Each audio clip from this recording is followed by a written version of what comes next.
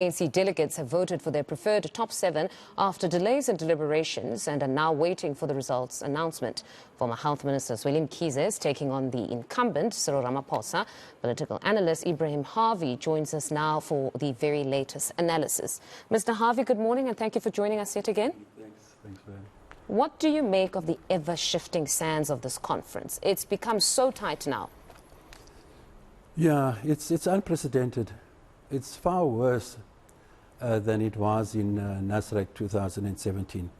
I'll tell you what has kept, yesterday was a key day yesterday. Mabe, Masina and Maile best captured for Gauteng the shift in loyalties from, one had thought always that Gauteng was kind to Ramaphosa and that it has swung completely, and those three political leaders best encapsulate the shift yesterday. And they're friends. They've been friends for a very long time, yes. This is his home, you know, besides where he comes from in Venda. I mean, you know, this is his place. So, but also there was a good relationship between Ramaphosa and these very politicians that I mentioned. I'll tell you what I think really deep down has caused a lot of alienation, and many people, not just the Zuma crowd, RET faction have said it. Phala has done enormous damage to both Ramaphosa and to the ANC, and I believe it will impact even negatively in the 2024 elections.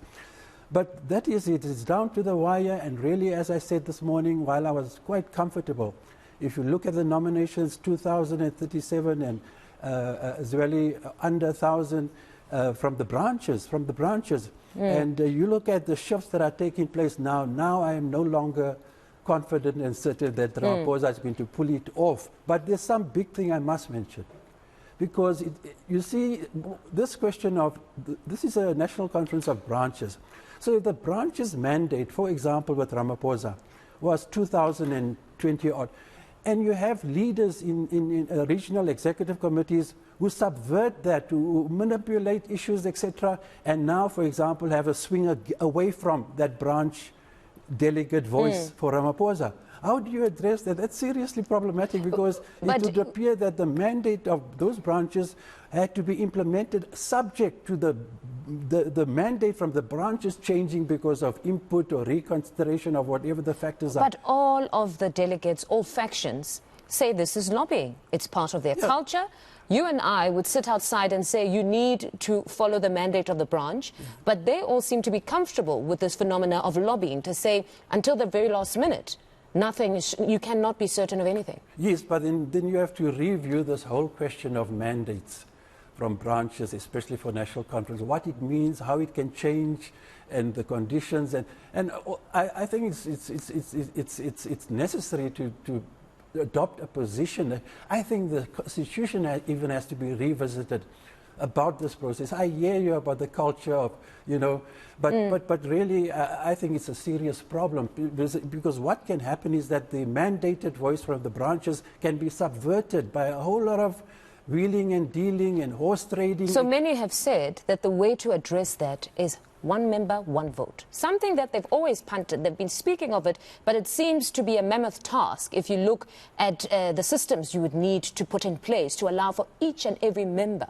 with the ANC having so many members, that if you decided that each one votes for themselves, perhaps it would be better, because if you have a delegate that you send, if they're lobbied, the outcome could be different. Yeah, no, definitely. It's going to be very difficult practically to take into account. I might be right, but how you're going to work it out organizationally with mandates and representation at the conference is a very difficult thing. But I must just go back to that thing. You have to understand, and viewers have to think, why has this shift occurred? Why has this big shift occurred from a pro-Ramaphosa presidency to what is happening now? And really, my analysis tells me that Phala is right there on top, and how he's handled it. And look how they bludgeoned their way through Parliament 2 weeks ago. Ebrahim Harvey threatening MPs, they don't vote against the adoption of the report. People remember these things. Don't forget the 2017 resolutions of the radical economic transformation. What happened to the mandate of the Reserve Bank that needed to be extended to include employment creation? It's a key and critical thing, especially to address the worst ever economic unemployment crisis. This is what I've been hearing. People in Gauteng are fed up, and they want to go back to 2017. They want to revisit those RET proposals and now really implement it, and they hold Ramaphosa responsible for what happened was that there was a departure. Nothing has ever been seriously discussed about implementation, and Ramaphosa is held responsible for the fact, as president of the ANC, was elected there. How come none of these radical economic transformation proposals were implemented? Why do you think Mabe says yesterday? I was surprised. He speaks now of RET. But if we remember 2017, we know though, if we remember 2017, he was on the campaign for Nkosazana Dlamini Zuma. He then became spokesperson, and essentially his employment letter was signed by the then SG, suspended SG, S. Mahashula. So at the beginning, when they went in 2017, well into 2018, at the very beginning, we assumed that they were a pair, S. Mahashula and Pule Mabe. So is it really all that much surprising that he would end up now voting for Zweli Mkhize? If we remember 2017 and who he supported then, being Nkosazana Dlamini. Yes, but also I think Ramaphosa has made more enemies as a result of what happened in Palapala, and I'll tell you, it's left Is it really, that would be a principled approach if Palapala was really perhaps the reason for some. But we keep hearing the term accommodate.